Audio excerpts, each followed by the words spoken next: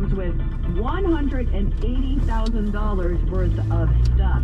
It's been a down day on Wall Street so far this hour anyway. In sports tonight, the Knicks host Orlando.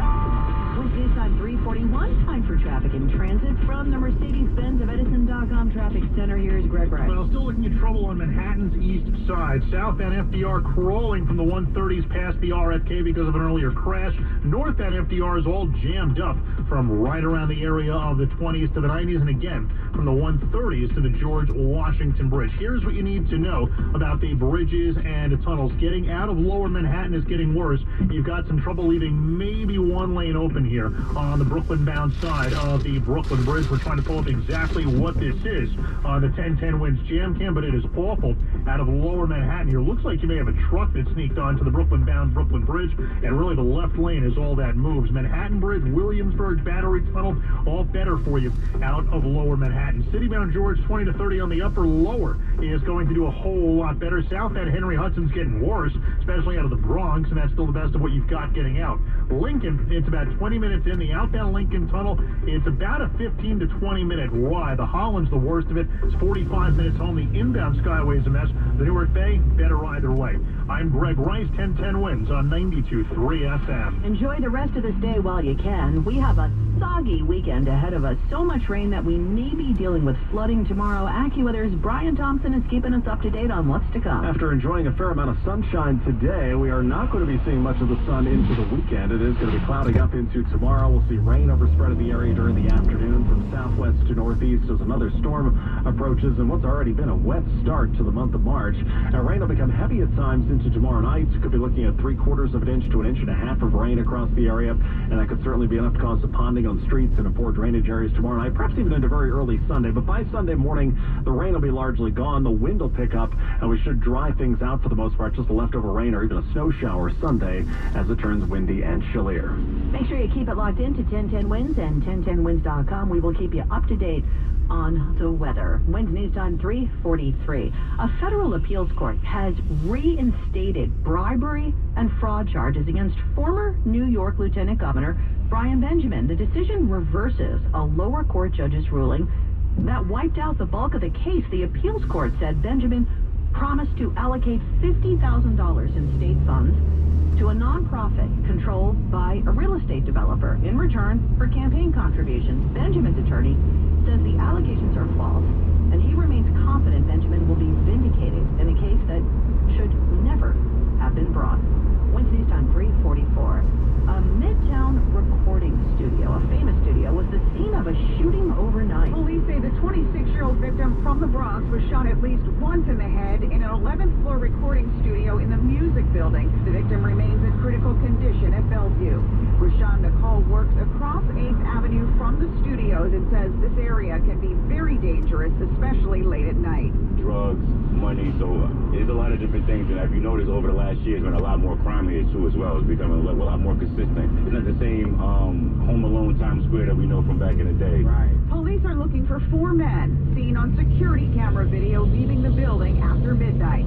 Marla Diamond, 1010 Winds on 92.3 FM on 8th Avenue. The NYPD asking the public for help in identifying the person wanted for questioning in connection with setting fire to a dual American-Israel flag just across the street from Yeshiva University High School for Boys in Washington Heights. It happened February 24th, just before 3 p.m. Police are releasing the images today. No one was hurt. The incident is being investigated by the Hate Crime Task Force. Wednesday's time 3:45. Mets fans, get ready. Your New York Mets are back in action. It's in orbit. Home run, Pino Marzo. Catch every thrilling pitch, every home run, and every unforgettable moment from WCBS 880 on the free Odyssey app. WCBS 880 is your home for every New York Mets game. AED-ACY. Download the free Odyssey app today. Live games available for fans in market only. Meet Cheryl. Hey, she's on vacation and lost in the moment. Unfortunately,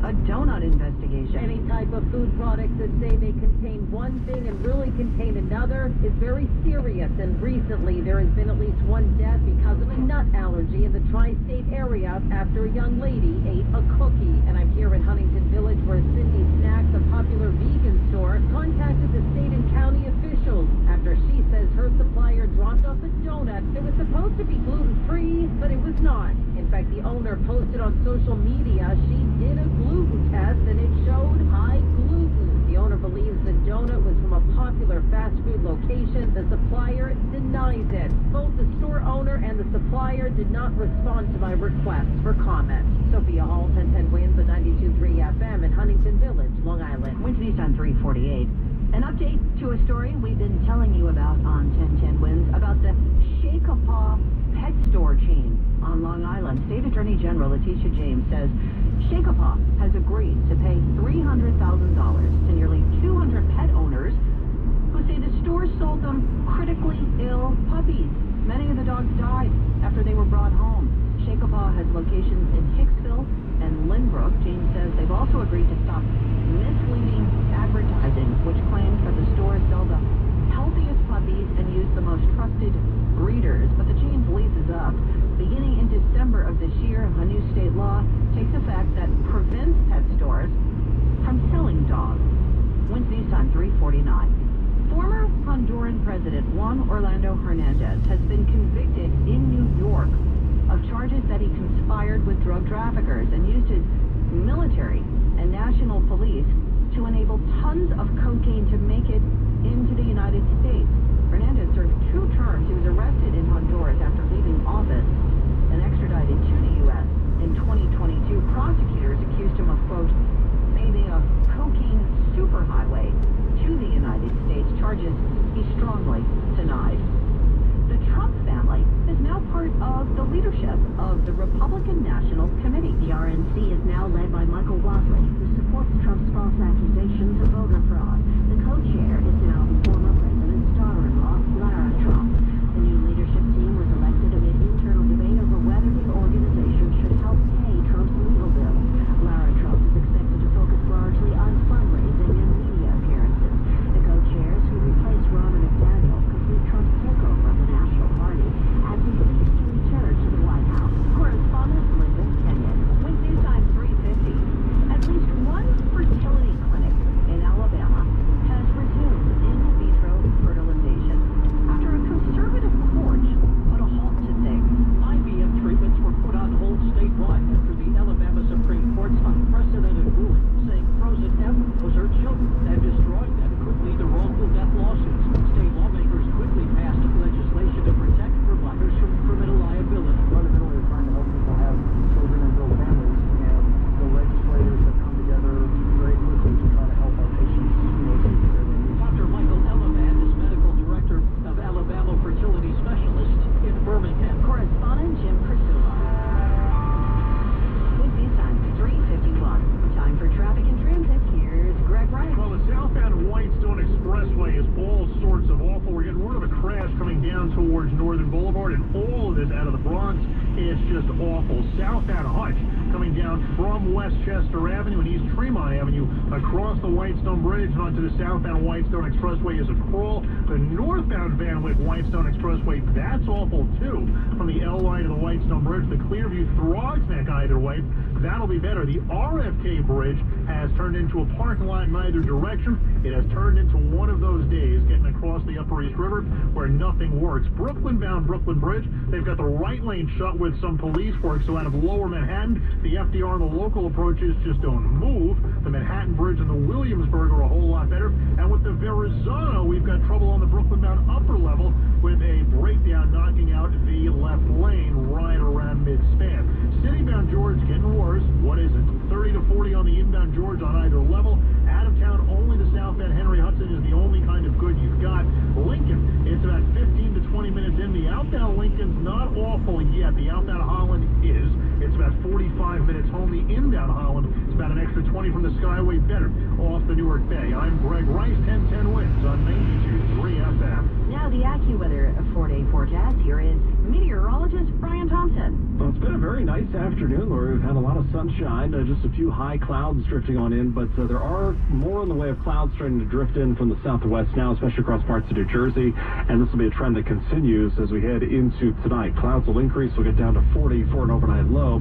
Then a cloudy, cooler day for tomorrow. It is going to turn breezy with rain developing during the afternoon. High temperature tomorrow around 47 degrees, not quite as mild as today. And then tomorrow night we'll have rain, heavy at times, perhaps even a thunderstorm, and that'll taper off close to daybreak Sunday. So the bulk of the rain will fall tomorrow night. I think some of the heaviest rain will be during the evening hours, something to keep in mind if you have evening plans. There could be quite a bit of rain coming down at times. Temperatures will actually be on the rise toward 50. Watch for flooding on streets and in poor drainage areas tomorrow night, perhaps into first thing Sunday, but by Sunday morning the rain's pretty much gone. It'll be an increasingly windy and chilly day Sunday with variable cloudiness, a stray afternoon rain or snow shower, high 52. Real field temps will fall into the 30s during the afternoon as the wind picks up, and a very windy, chilly day Monday with mixed sun and clouds, high 46. 56 degrees right now. It's a beautiful, mostly sunny sky overhead in Midtown. We're going down to 40 later tonight. I'm active with meteorologist Brian Thompson on New York's weather station, 1010 winds on 92.3 FM. Wednesday's time 3:53. Here's your chance to have a conversation with Lorelei Lee. Don't you know that a man